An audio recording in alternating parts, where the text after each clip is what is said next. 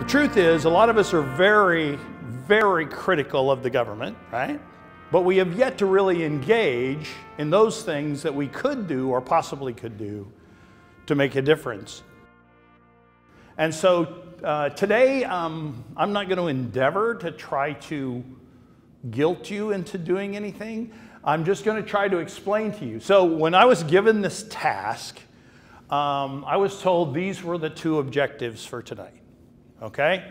So offer an overview and a structure of the responsibilities of the U.S. government and share and discuss avenues for citizen engagement in the political process. Okay? So my job at the State Department of Education, one of my jobs, I have several, is to figure out a way that schools can encourage kids to get civically engaged when they leave school. Because the problem is, we all know that the 1824 is the lowest voter turnout group, right? And they don't feel like they have any efficacy. There's no, what am I going to do? What can I do? And the truth is, we don't give them an incentive to be engaged. Because it's going to take more than just, I actually saw this in a school. A school said, required for graduation, 40 volunteer service hours. You do understand if it's required for graduation, it's not volunteer, right? But that's what it actually said. Our real problem is that we can make kids do stuff in school, but we can't make them do stuff when they get out of school. They've got to want to do it, right? And that's the same thing we find with our citizens. It's not about not having the ability or the knowledge to do it. This is the information age. We can find out how to do stuff real easy. It's having the will to actually do it. So, we're going to talk a little bit about principles of the U.S. Constitution, definitions, philosophy, real-world reasons, structures and responsibilities, and then we're going to talk about modifications over time, which I think we'll find very interesting, and then lastly, how to take informed action when we do so. So, the Articles of Confederation back in the day were a terrible mess directly after the American Revolution, and they proved a very ineffective national government. So we had lingering war debt. Okay, they considered this war debt to be insurmountable at $40 million. You understand that? A $40 million national debt. Insurmountable, we couldn't pay it back. I don't know, how many trillion are we in debt now? I don't know, but it's much bigger than that. We had cash flow issues. Matter of fact, the Continental Congress almost got kicked out of their meeting space because they couldn't pay the rent in the building, okay?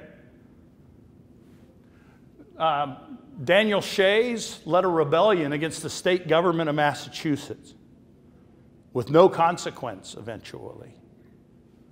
And then we have a tariff war between New York and New Jersey, where they literally were reminder of what's going on between the United States and China, perhaps, but it was between New York and New Jersey, right? A tariff war. So, so the Constitution was bred out of this, right? They said, we've got to do something to do this. So, any of you guys study political philosophy? Well, the founders relied on this political philosopher for the basis of the Constitution. His name is Plautiavelli Ciceroscu Aristotle. Yeah. The motto, e pluribus unum, you know, from many one, evidently applies to political philosophy too. Because the Constitution is an amalgamation of a lot of different political philosophies kind of pushed into this document. So if anybody says, well, we did this Lobsian thing, or we Lockean thing, or we did this Hobbesian thing, or we did this Rousseauian thing, we probably did, right? So this is kind of the American idea. So in the Federalist #1, you guys remember what the Federalist Papers are, right? Right, so the Constitution had been written, and they had to be ratified, and Hamilton, Madison, and Jay sat down, and they're going to eventually, they were originally going to write 20, 25 essays, right? They ended up writing 85 essays, most of them by Hamilton. But Hamilton writes the first one, and I think he frames the issue really, really well. When he says the American idea really is whether societies of men are really capable or not of establishing good government from reflection and choice. Are we capable as a nation, as a people, of doing that? Is it possible that we can do that? And so that becomes the great American experiment. Can we do that? And so I'm going to talk to you about the principles, 5 principles, actually we're going to call them 7. The 5 principles of the Constitution, we'll talk about them a little bit, and then we'll talk about how they might reveal themselves in today's world. So popular sovereignty, by definition, it means that the power of government comes from the bottom up. It's a roots-based power. The people have the power. So the Constitution starts off, we the people. The power comes from the people. So when you have that type of government, you're talking about natural law. You're talking about the social contract, which says that men existed in a state of nature. We got together. We said, we can't live like this. We're gonna establish some rules, and we're going to agree to maybe give up some of our rights in order to live a safer and secure and longer life. Okay? And then real world reasons. The colonies essentially were left alone for 150 years.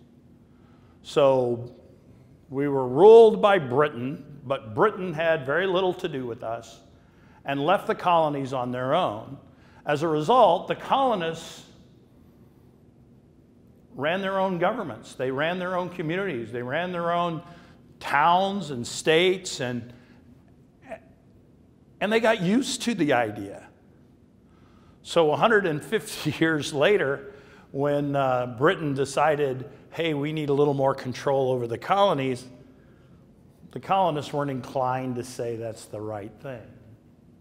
So #1, principle, popular sovereignty. #2, limited government. The fact that they wrote a constitution says they believed in limited government. Why is that? What is the Constitution? By definition, what is it? Declaration. It's the rules of governing, right? The Constitution is the rules of governing. If we didn't have limited government, what would be true? There would be no rules of governing, right? Government can do whatever it darn well pleases, which, by the way, much of Europe and much of Asia had been used to for a long time, right? The idea that certain classes of people which would actually be represented in a government was pretty foreign. So the fact that they actually wrote a document says they believed in limited government. So this all shows up in Hobbes and Locke and Montesquieu and Rousseau. In case you guys don't know this, I really got into political philosophy. So I have a undergraduate degree in history and political science. My master's degree is in U.S. history. But when I was an educator, I got to teach an independent study class on political philosophy. Oh my gosh, it was so fun, right? And so I didn't get my background in philosophy from college. I got my background in philosophy from working with high school kids, right, who asked me really hard questions that I had to come up with answers to. Okay? So again, we're talking about social contract. We're talking about a thing called the rule of law, which is really significant right now as we talk about executive power and you know, who's getting indicted by who this week, next week, the week after, right? Special prosecutors, the whole thing, right? It's challenge. Okay? And the real world reason, the causes of the American Revolution were still fresh in the minds of the citizens. They remembered what they perceived to have happened to them by the British Parliament and by the king, that they ran roughshod over their rights. And so they wanted a way that the government would be limited in what they could actually do. Principle number 3 is separation of powers. We're all familiar with this. This is the junior high school, lesson. 3 branches, except evidently people who do Jay Leno's jaywalking don't know the answer to this question, right? Matter of fact, they just did a NAEP study that said high school seniors, only 45% of high school seniors can name all 3 branches. So, the legislative makes the law, executive carries out the law, judicial evaluates the law. This is philosophically from Aristotle and Montesquieu, the idea that there is actually 3 functions of governing. And the real world reason was, again, the king had executive, legislative, and judicial power, and unbridled power led to the American Revolution. So that's why they were looking there. Principle 4 is checks and balances. Again, this is a middle school lesson, right? The checks that they have, legislative branch, executive branch, judicial branch, all of them have checks against the other branches to keep one from being predominant. If you guys, right now, if you guys were picking the most powerful branch, which one do you think? Because I can argue, I think I can make an argument for all 3 of them being the most powerful branch. So anyway, the checks and balances are designed to keep one branch from going haywire with the other. Again, there's a lot of philosophy. The famous quote by Madison in Federalist 51, "If men were angels, no government would be necessary," right? Many colonists had the experience of governors, legislatures, and everybody running amok. So to have a check and balance only seemed to make sense. Principle number 5 is federalism. This one's very unique to the United States Constitution. Not a lot of other places have federal systems. So we have national powers, state powers, and shared powers, right? And so there are lots of reasons why, lots of philosophers. A lot of them talked about, Madison talked about, any improper or wicked project will be less likely to pervade the whole body of the Union if we have a layered system. Splitting sovereignty between member units in the center would also protect individual rights against abuse by authorities. That's Hamilton. So they thought this was, you want to know the real reason why they did it? Because the states would have never supported the Constitution if they hadn't been given power. Do you understand this? The states had to ratify, approve the Constitution. If the federal government had taken all of the authority away from the states, they would have never got ratified. The Constitution would have never been ratified. They had to share power with the states because the states already possessed the power.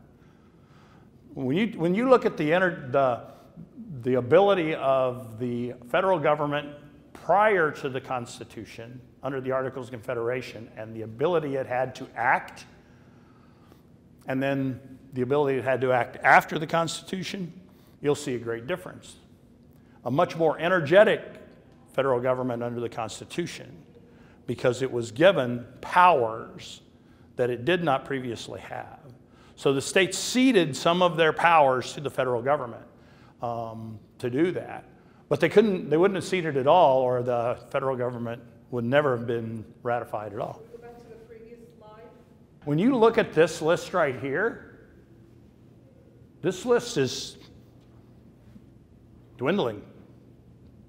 More changed when government became the major vehicle of the economy. So after the Depression, after the American Depression, where the vehicle for the economy was government. Before, the vehicle for the economy was business, right?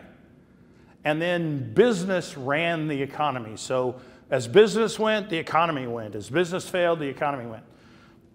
After the Depression, the government took steps to prevent that from happening again, that depression from happening again. And one of the things they did was make the government the vehicle for driving the economy.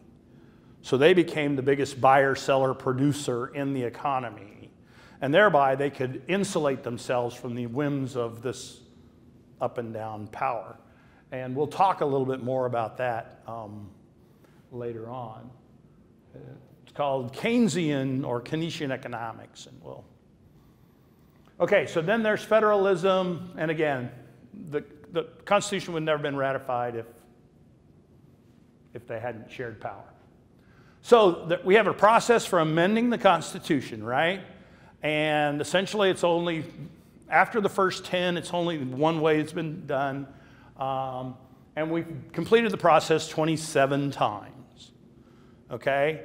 And one of those was to throw out one of the amendments before, right? Prohibition, to get rid of prohibition.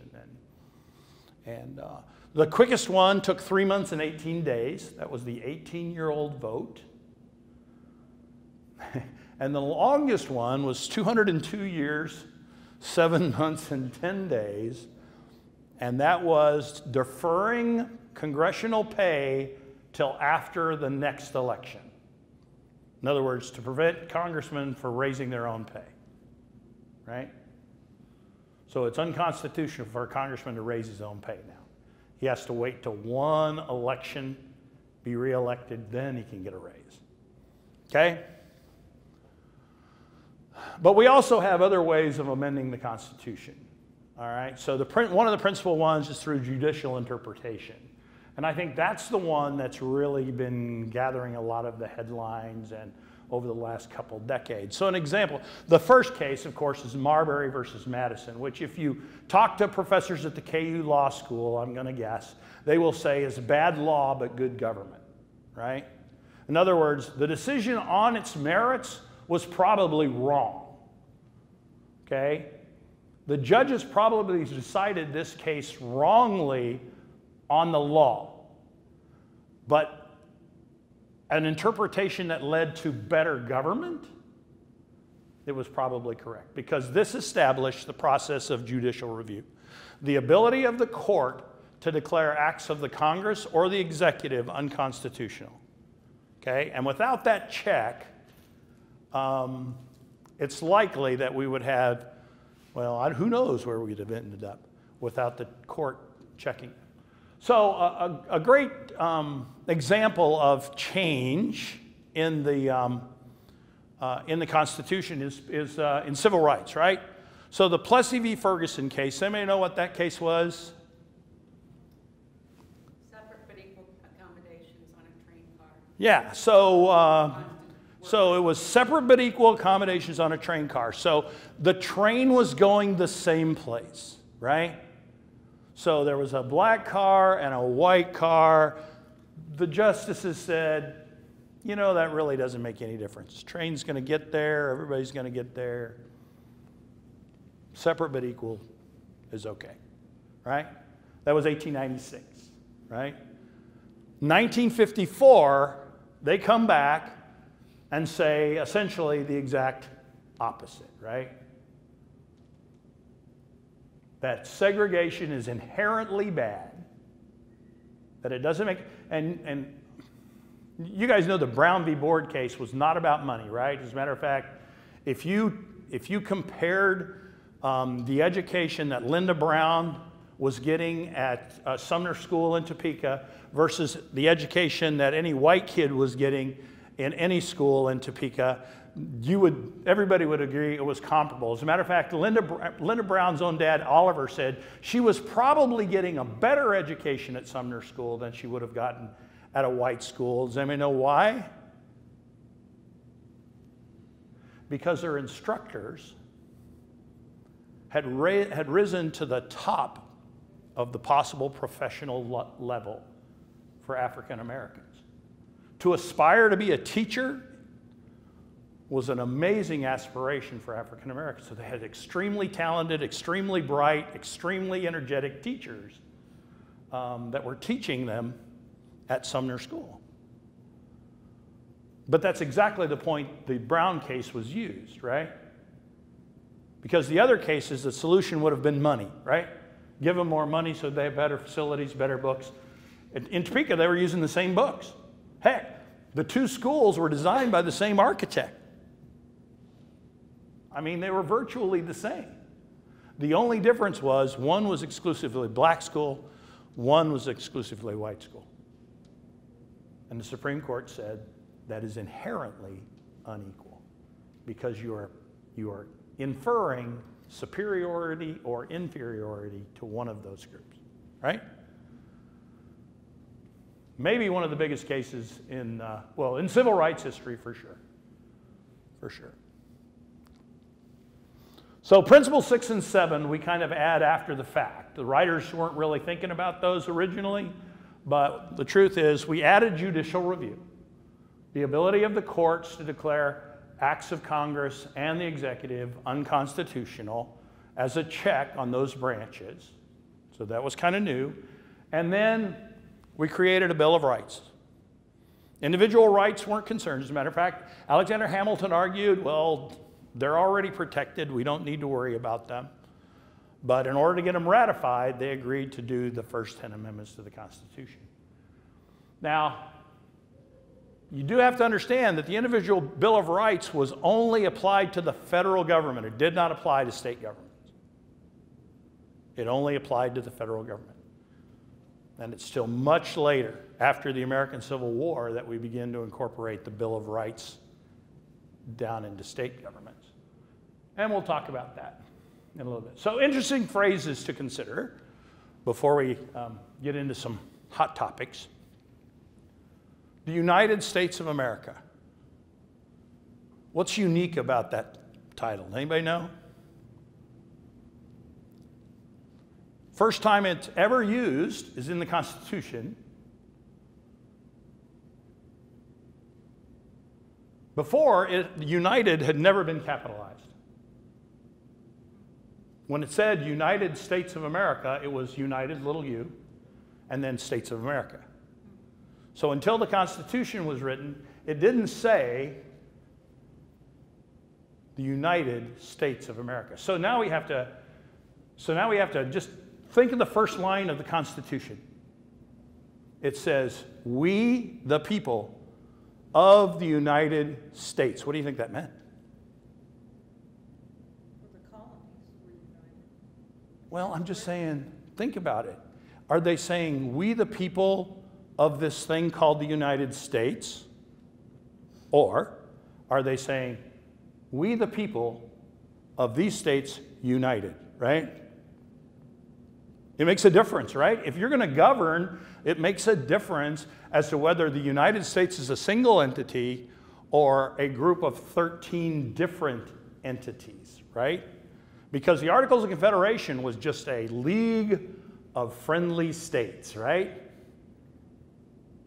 And now this document says we are a thing called the United States.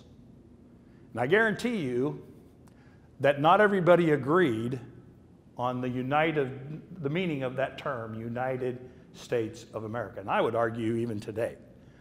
And as we start talking about some hot button things a little later, I think you'll see some of those arguments come out, right? Okay. Article 1, Section 2, Paragraph 3, representatives and direct taxes shall be apportioned among several states which may be included within the Union according to their respective numbers, right? So this is part of the Great Compromise, right? So what happens every 10 years in the United States? We have a census, right? We have a census. We have to count everybody. I really do wonder about those numbers. Any of you guys had that thought? How do they do that? I mean, I think I filled out one of those questionnaires a couple times, right? And what do? Just estimate the rest of us? I don't know. I really don't know how they do it. Not strict about it. But it means more federal money. It means more representation or less representation. You know, Kansas has been in that declining pool. Not that our population has declined, but everybody else has grown faster than Kansas's population, so we've lost representatives in previous censuses. And so every time the census happens, what's then required?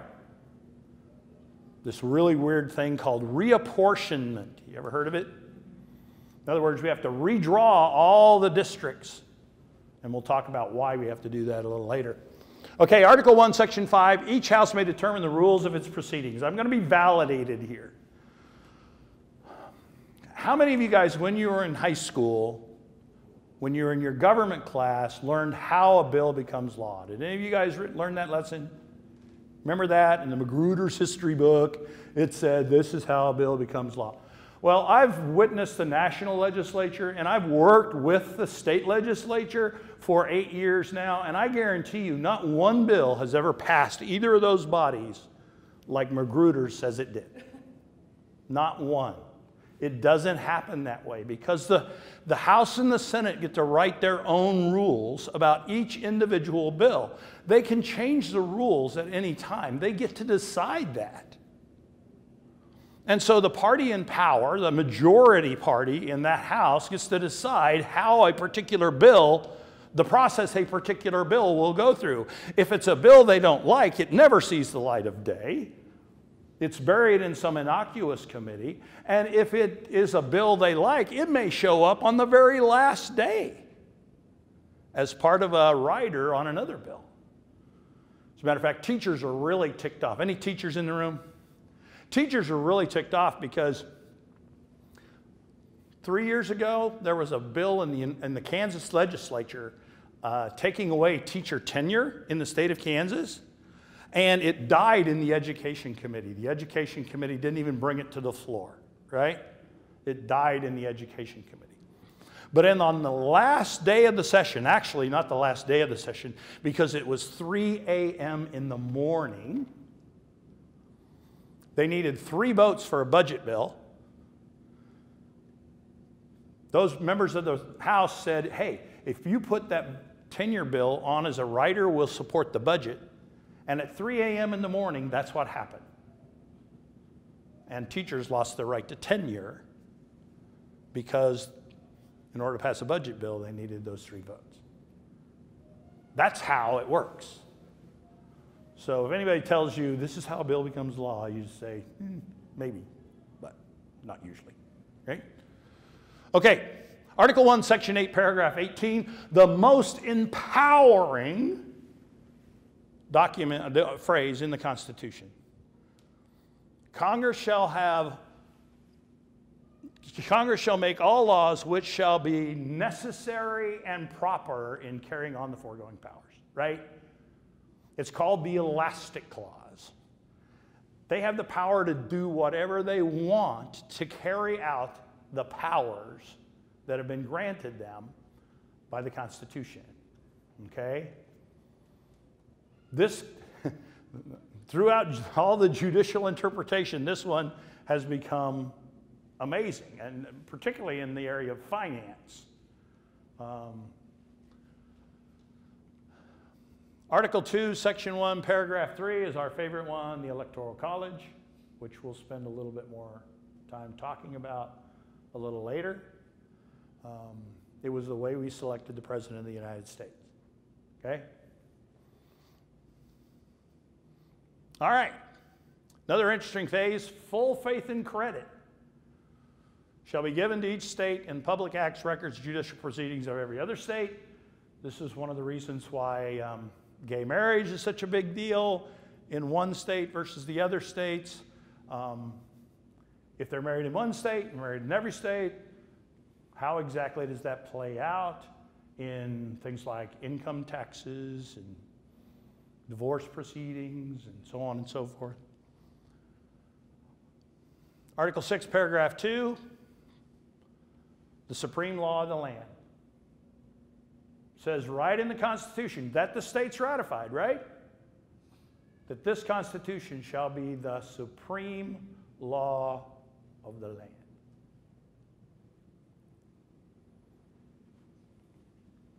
Okay, major changes over time.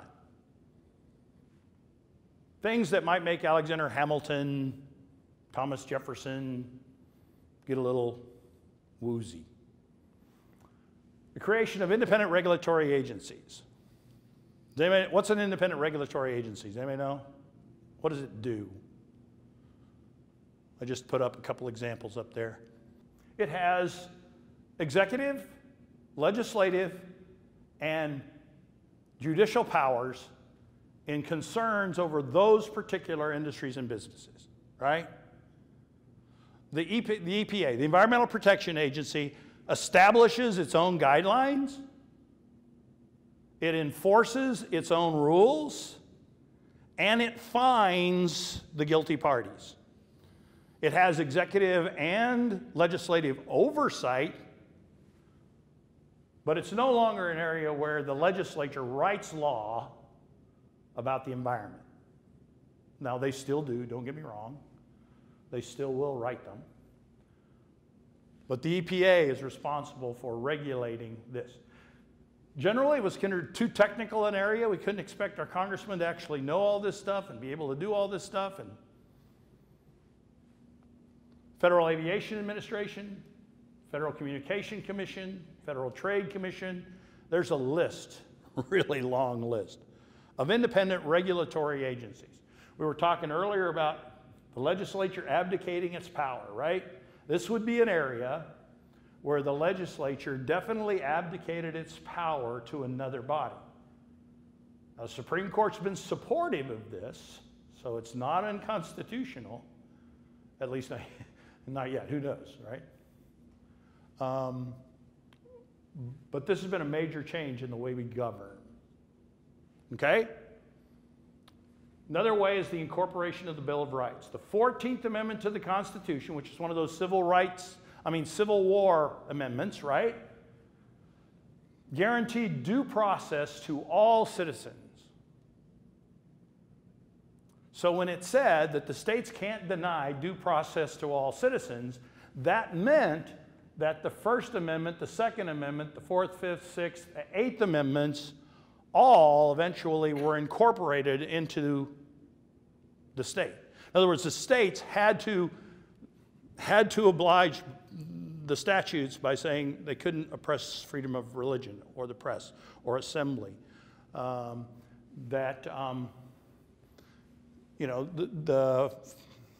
trying to think, the Second Amendment on gun control, right, has been incorporated. The third one's missing. Does anybody know what the third one is? It's kind of an antiquated, quartering troops in time of war, right? I mean, okay. I'm guessing there hasn't been a court case yet to test that one. But yeah.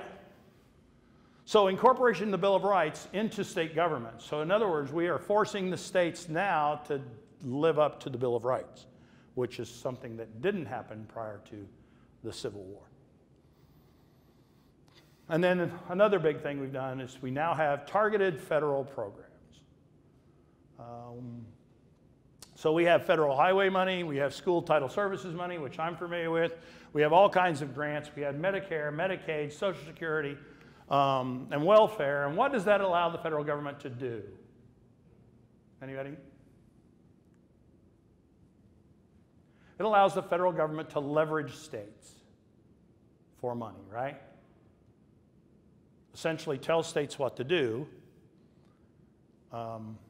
if they want this money. I remember, most of you guys are too young, but there was a time when we actually had a 55-mile-an-hour speed limit on interstate highways because gas was getting that crazy almost $2 a gallon.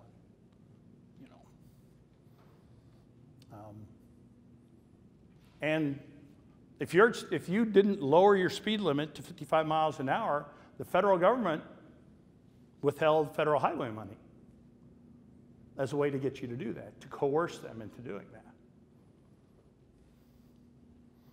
And I guarantee you, that's one of the real issues when people are talking about expanding Medicare in Kansas, this big argument. One of the big arguments for the state is we have to share, the state has to share that payment. If the federal government withdraws that money, then we have to pay all that payment. We have to pay all that stuff. If we expand Medicare, the state could be on the hook for a lot of money, right? Now, would the federal government actually do that? They say no, but paranoid politicians, you know, that's how it works, right? So let's talk about some hot button things, some things that might be controversial. Okay, so let's start with this. How we vote. Okay, anybody got a problem with how we vote? So how could we get more people to vote? We all complain about the fact that we don't vote, right? How can we get more people to vote? We require registration, right? And the date is already set, right? We already know that it's, for federal elections at least, it's the first Tuesday after the first Monday in November, right? So, but in Kansas, for instance, you can vote a long time in advance. You can vote in absentia, or you can take an absentee ballot, right? There are other ways that you can vote. Different dates for early voting. Yeah, so October 16th is the registration deadline, so you have to be registered to vote by October 16th. Well, okay, so what do you think the number one reason for people not voting is? The Electoral College, but that only affects, but in all honesty, that affects one election. So apathy, there's a lack of interest. One of the things I think we really have a difficulty is people don't think that it makes any difference. They may not even think it makes any difference who they elect, right? Whether their vote makes a difference it may not make a difference between whether this person gets elected or this person gets elected, right? They may not think that. For instance, I heard somebody say partisan politics, okay? So let's talk partisan politics. Why two parties? By the way, real poignant argument right now in the Kansas governor's race, right? Because we have Laura Kelly, we have Chris Kobach, and we have Greg Orman. Now, the Democrats did everything they possibly could to keep Greg Orman out. Why? Splitting the vote. Yeah, because it would split the vote. And I'm sorry, I was pretty slow as a kid. In the 4th grade, we had a class election. And the boys picked Mike Bundy and Kevin Crow as their candidates for class president. The girls picked Kathy Jones.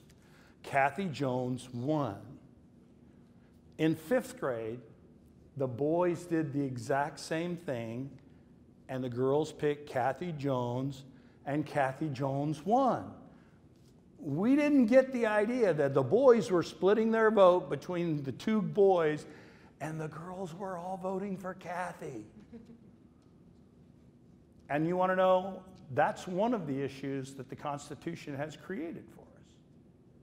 The Constitution has created for us single-member districts. In other words, you vote for one person to hold one office, right? So once that person gets the office, what is the best, easiest, most effective way to get that person out of office? One other person, right?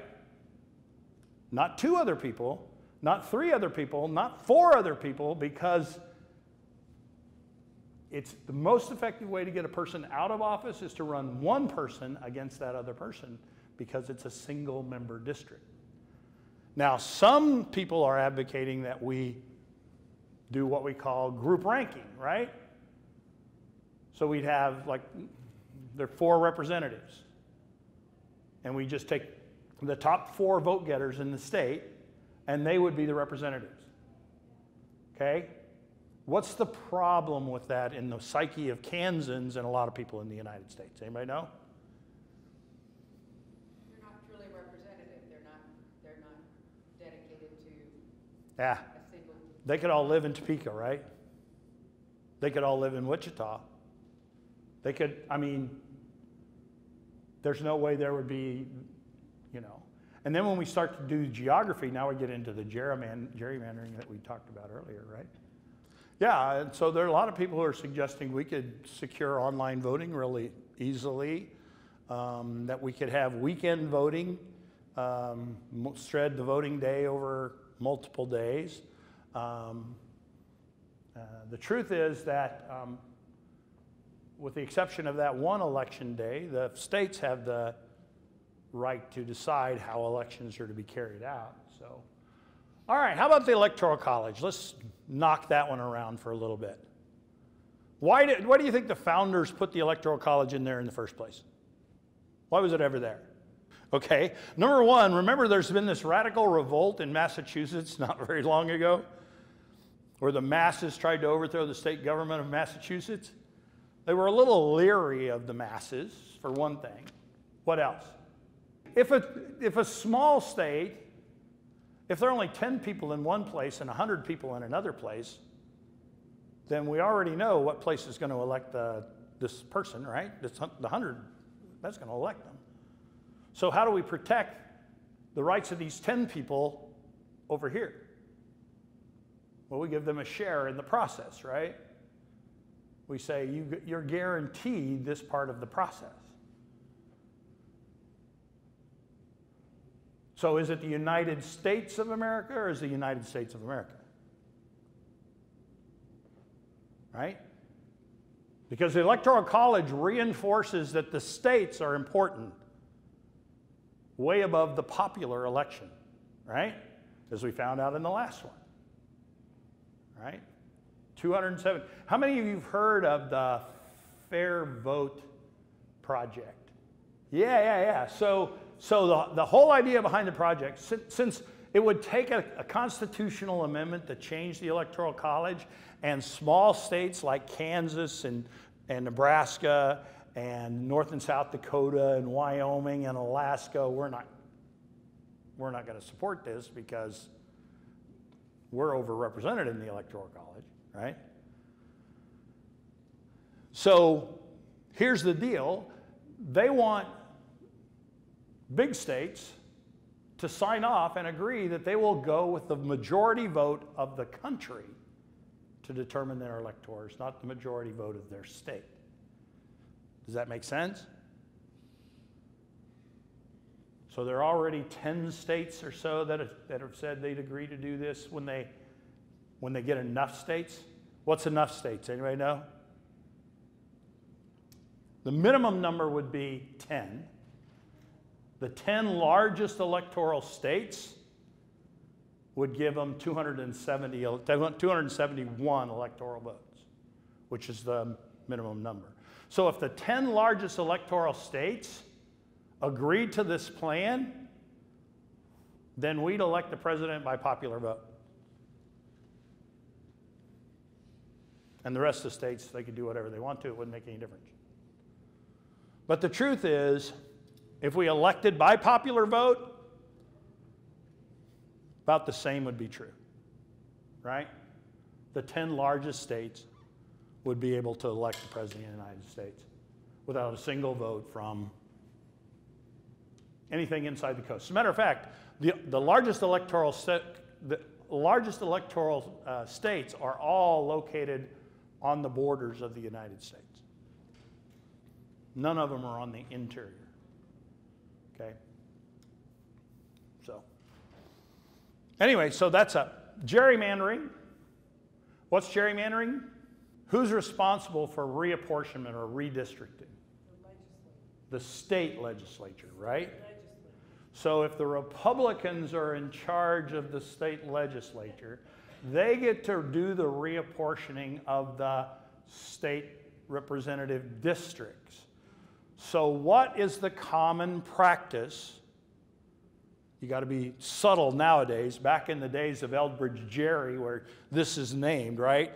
The Connecticut had this huge district that was spread all over the state that looked like a salamander, and that's why they called it gerrymandering, right? But it was drawn that way for the purpose of getting Elbridge Gerry elected to the House. So how do we do that? So if you know there's a population, let's say there's a city, like let's say Lawrence, right?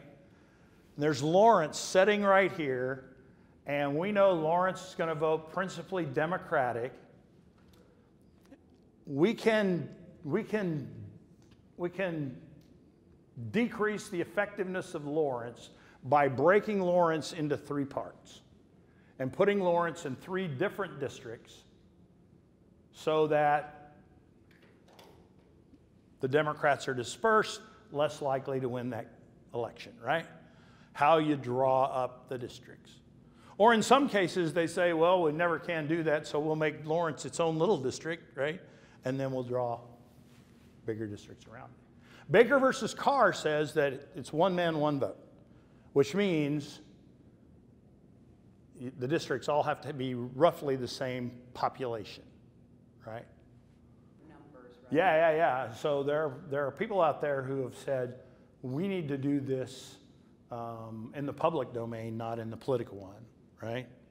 So this needs to be disinterested parties out there actually drawing these lines, these boundaries, particularly around specific county lines or whatever. It's all done in the state legislature, yeah. And they have a map, and it's the 2nd district is really crazy. Well, Kansas is really crazy altogether because we have few representatives and a lot of territory, not many people in it. Yeah, so you look out west in that 1st district, it's like huge, right? Yeah, very few people live there, right? All right, how about marijuana? You want to talk about marijuana? Well, that's a good question, marijuana or hemp. I guess I prefer to talk about marijuana because right now we have 9 states who have legalized recreational marijuana use, contrary to federal law, right? So this is, now we have 30 that have legalized medical marijuana with a prescription, so that may be a little different around the law, but the recreational use of marijuana is very definitely in the face of federal law, okay? So what happened to the supreme law of the land, right? It's not being challenged, right? I mean, they have these huge marijuana farms in California. The federal government could just go in there, but they're not. And then you start thinking, well, how much executive power does he actually have, right? How does the president have? Because the president could just say, you guys need to go. Yeah, Mike Pence is making comments. You know, and that would happen. Like, they did with immigration, and we'll talk about that. Sanctuary cities. Well, it's not about enforcing the rules. It's more like don't ask, don't tell, right? Yeah. And they don't ask about their immigration status if they're pulled over, if they just don't ask about their immigration status. And if they do find out, they don't necessarily hold them or report them to the federal agencies. Yeah, so sanctuary cities is very controversial right now because it is in obeyance, at least with federal regulation, if not federal law, right? And so what is the federal government doing about that? It's hard to judge political will. There's a lot of rhetoric. It's hard to judge political will. I mean, we could build a wall if we wanted to build a wall, right? We haven't built one yet. We've tolerated illegal immigration for quite some time. And it'd really be a sad consequence if we couldn't do anything about it, right? If we just threw up our hands and said it's impossible for us to do anything about it. So I can't tell you. So in my job as an educator, we understand that there are 3 kinds of citizens. And this first one's the personally responsible one. You guys know this person, right? They obey all the laws. If somebody needs some help, they'll help them. They'll do canned food drives. They're just good people, right? And then there's that second one up here, this participatory citizen. They're probably the person who's more active in the community. They probably lead the food drives, or they're out registering people to vote, or they've got lots of different things going on. They're really engaged in the community. And then there's this citizen up here who probably isn't doing any of these things down here with this one. They're not going to bring food to the food drive, and they're probably not going to organize a food drive. What are they going to do? They're going to try to figure out, why are people hungry, right? They want to solve the social problem that leads to hunger in the first place, right? So they want to get to the root of the cause. Now, we need all of these people. We need all of these people to do their thing. This is really important. So what can you do? First of all, I will tell you, all politics is local, okay? You have influence over a certain group of people, and that is your political sphere. So you can write a letter, you can write a letter to your congressman, but if your congressman doesn't know you, you know what happens to that letter, right? It goes onto a tally sheet. In favor, opposed. In favor, opposed. They'll send you this nice little letter back, form letter back with a signature that's auto-penned on. I know, I've worked in a congressional office. I can tell you that's how they do it. And they just keep a tally. So, should you write your congressman? The answer is yes, you should write your congressman. You want your tally to be tallied. But the idea that you're going to persuade them with an effective letter, probably not your best strategy. You'll be way more effective changing the minds of people you know than changing the minds of people you don't, right? So concentrate on working on people that you know that disagree with you. That you know that disagree with you. Yeah.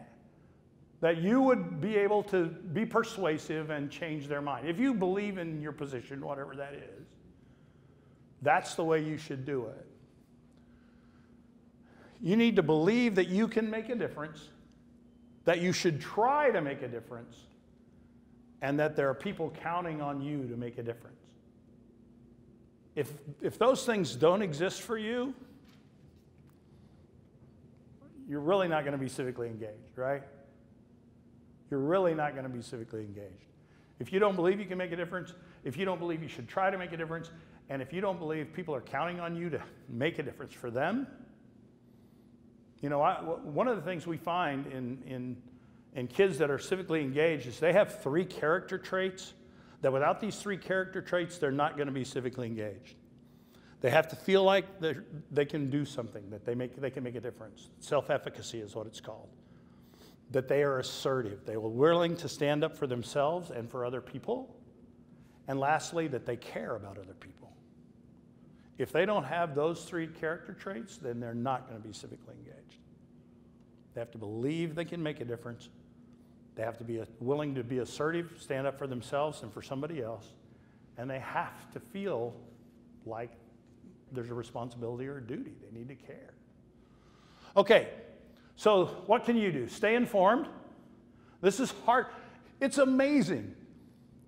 We live with information at our fingertips, and we are drowning in information, so much so we have no clue what to believe, right? No. Paralysis by analysis. We have so much stuff. We are just challenged by the amount of information we have at our fingertips. We are not starved for information. We are drowning in it. My boss says that it used to be that information was hard to come by, and it was expensive, and experience was easy. And now, the reverse is true. Information is easy to come by, and experiences are really, really, really hard to get. So stay informed. Learn the difference between news and BS. And that's a challenge. Some of these people are really good. The people who are feeding fake news and misinformation, they are really talented. They are really good. That website looks great. It's a smear campaign expert. Yeah. And so you've got to be sophisticated enough to understand the sources of these sites. If you're going to use the internet, you got to understand. You know, it used to be, I was begging on the former journalist, It used to be that at least we had a publisher, an editor, and a journalist who trusted the information that was on the page, right? Now it's just some guy with a computer anywhere in the world, right? Learn to construct your own knowledge. Don't rely on other people to establish your opinions, right? You see this all the time. You latch on to some personality and their opinion becomes your opinion, right? Or you know people who latch onto these personalities, whether it's a talk show host or a celebrity or whomever it is, right? You need to be able to construct your own knowledge. You need to be able to say, I can investigate this, I can do something about it, and I know how to go about doing this. Write your representatives. Do it. Get on that tally sheet. Let them know how you think, how you feel. And more importantly, let people around you know that you've done it. Civic engagement is very much about modeling, right? If you're engaged, people around you will be more likely to be engaged. Collaborate with like-minded people. If you have people who you know, who agree with you on a particular topic, get together, make a plan of action. It's amazing. I don't know if you guys planned this, but there is a process called Action Civics. It's an Action Civics process where you actually survey your community. You find out the areas of need, things that need to be addressed, and you develop a plan on how to address those needs, and you carry it out. It's called Action Civics. Also another thing called participatory-budgeting.org. Local communities actually getting together and voting on how the city spends money. This sounds like something that Lawrence would really get into. Have civil conversations with people you disagree with. And I wrote a letter to the editor several years ago apologizing to the people of Kansas for not doing a good job teaching civil discourse to our representatives in the state legislature because they didn't know how to do it. We need to have civil discourse in the state. We need to be able to talk to somebody we disagree with in a civil manner. And we've got to teach it, and we've got to practice it, and we've got to model it. And that's not really happening right now. You run for office or help a friend run for office. I had a friend who ran for office unsuccessfully, but he gave it a shot, and it was pretty cool. And if you've never worked in a political campaign, it's amazing. I would encourage all of you to get involved in a political campaign and help out there. And then ultimately, you got to vote, right? You got to vote. And I might argue that voting may be one of the least effective things that you do politically. I know that sounds weird, but remember when I said all politics is local? You are way more persuasive in your area of influence to change the political culture and climate of your local area than you are at a national level. And collectively, de Tocqueville, way back in the 1840s, said that was the miracle of America, that they came together in these voluntary groups of people to solve problems that just didn't happen in Europe. And we've lost that in our country, right? We've lost that willingness to come together as a group of individuals in a community, in a city, to actually solve real problems. So that would be like, an example would be George Bailey from It's a Wonderful Life. Like he really Yeah, and the community all came and bailed George out, right? Yeah. Yeah, and de Tocqueville said that was the amazing thing about American democracy. You, every one of you, has a set of priorities in your life that from time to time shift and change depending upon your season of life and the circumstances that your life is in. There are times, Kansas is the fourth, I think I'm right, Kansas is the fourth ranked state in adult volunteerism, okay? So Kansans volunteer, Utah cheats because they have this mission that they have to do for which counts as their, so they get that. But so they're number one. Utah's number one.